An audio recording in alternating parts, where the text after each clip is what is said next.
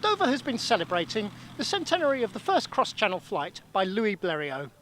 The pioneer aviator has been celebrated by a flypast at the Duke of York's military school, and soon we hope to see a replica of the Bleriot plane actually arrive from France.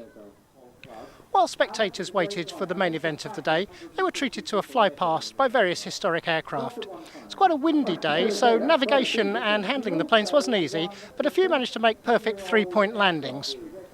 So I take my hat off to him here in the last remaining airworthy 50 Belfair in UK. Very, very well done indeed. I'm here with Paul Tipple, who's organising today's event. What does this mean for the history of aviation?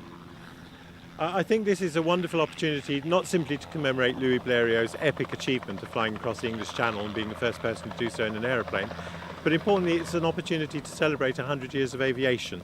And when you look at the enormity of what Bleriot achieved, and that 5 years later there they were, aeroplanes flying over the battlefields of the Somme, and suddenly here we are 100 years later, and we've seen Concorde come and go, and you really see an enormous change in aviation, and much of that is due to the courage and entrepreneurship and sheer courageousness of what Bleriot himself achieved.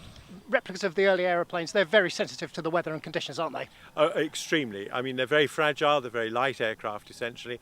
If there's too much in the way of wind, they simply will not be able to take off and land. And as important, if it rains, they simply cannot take off because the material and fabric of the wings is such they plummet to the ground, as it were.